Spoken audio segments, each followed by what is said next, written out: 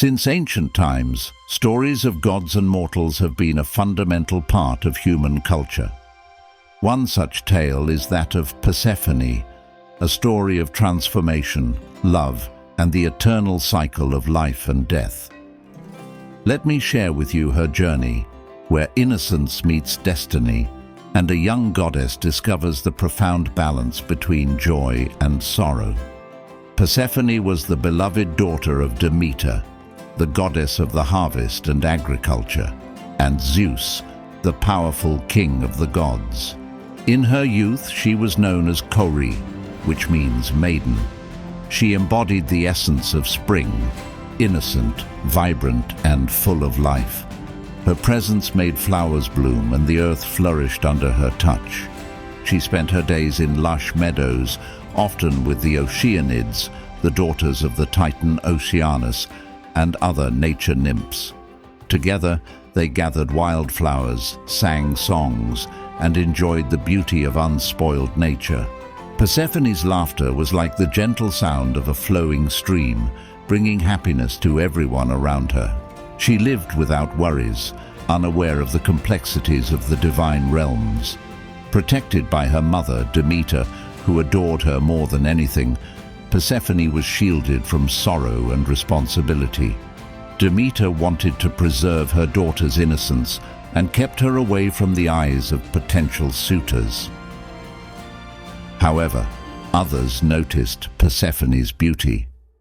Hades, the god of the underworld, saw her and was captivated by her radiance. This would soon set events in motion that would change their lives and the natural world forever. One day, as the sun shone brightly over the plains of Nysa, or some say the fields of Enna in Sicily, Persephone wandered further than usual from her companions. She spotted a flower unlike any she had seen before, a magnificent narcissus with 100 blossoms and an irresistible fragrance. She didn't know that Gaia, following Zeus's command, had made this extraordinary flower grow as a trap. When Persephone reached out to pick the flower, the ground beneath her suddenly split open with a loud noise. Hades emerged from the depths in a golden chariot pulled by immortal black horses. Before she could react, he seized her and carried her back into the chasm. The earth closed above them, leaving no trace of what had happened. Her cries echoed through the valleys, but no one seemed to hear. Only Hecate, the goddess of magic and crossroads, and Helios, the sun god who sees all from the sky, heard her. Bound by the ways of the gods, they didn't intervene right away. Hades didn't just act on desire. He was fulfilling a fate that he believed was meant to be. Ruling the underworld alone, he sought a queen to share his realm. With Zeus's approval, he had taken Persephone as his bride. When Demeter realized her daughter was missing, overwhelming sorrow consumed her. She wandered the earth for 9 days and nights, neither eating nor resting.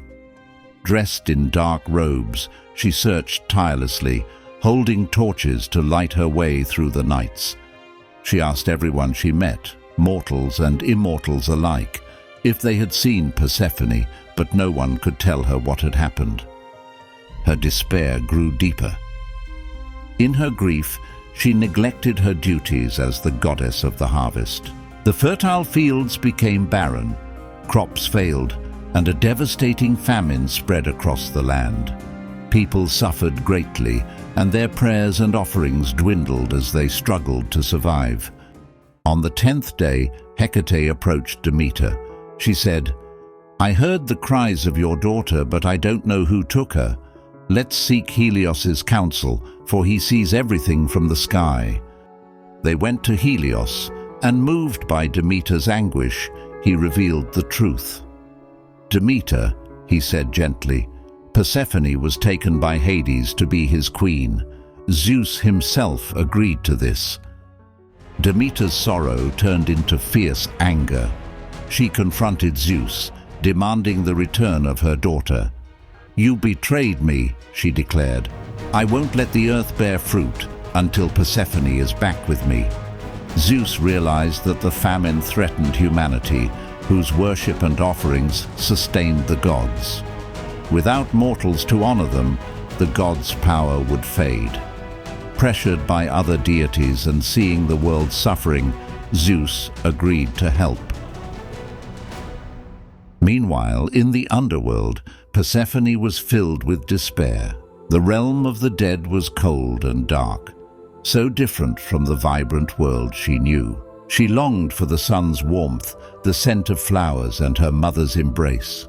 Hades noticed her sorrow and tried to ease her transition.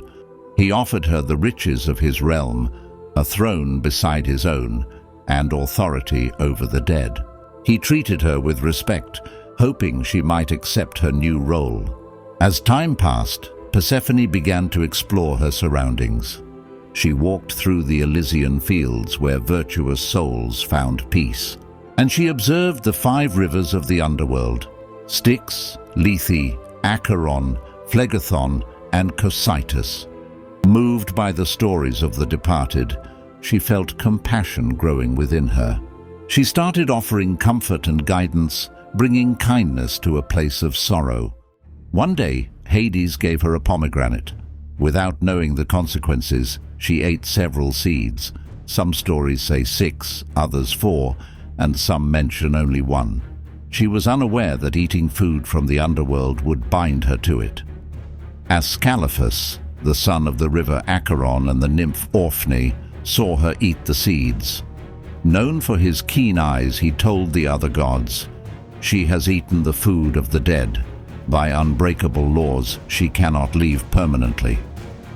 Persephone felt betrayed by Ascalaphus's revelation. In her frustration, she transformed him into a screech owl, condemning him to live in darkness and solitude. In some versions, Demeter punished him instead, burying him under a heavy rock before he was transformed. There was also Mintha, a nymph who had been Hades's lover before Persephone arrived. Mintha boasted that she would win Hades back, claiming she was more beautiful than Persephone. In response, Persephone turned Mintha into the fragrant mint plant, ensuring that while she would be remembered, she would be crushed underfoot. These actions showed how Persephone was changing. She was no longer just an innocent maiden. She was embracing her role as queen and using her divine powers. Yet, she still yearned for the world above. Zeus wanted to resolve the crisis, so he sent Hermes, the swift messenger of the gods, to the underworld to negotiate Persephone's release. Hades agreed, but revealed that she had eaten the pomegranate seeds. According to ancient laws set by the Fates, this meant she was bound to the underworld. They reached a compromise. Persephone would spend part of the year with Hades, and the rest with her mother. Many accounts say she spends 1/3 of the year, 4 months, in the underworld, matching the number of seeds she ate, and reflecting the Mediterranean's 4-month winter.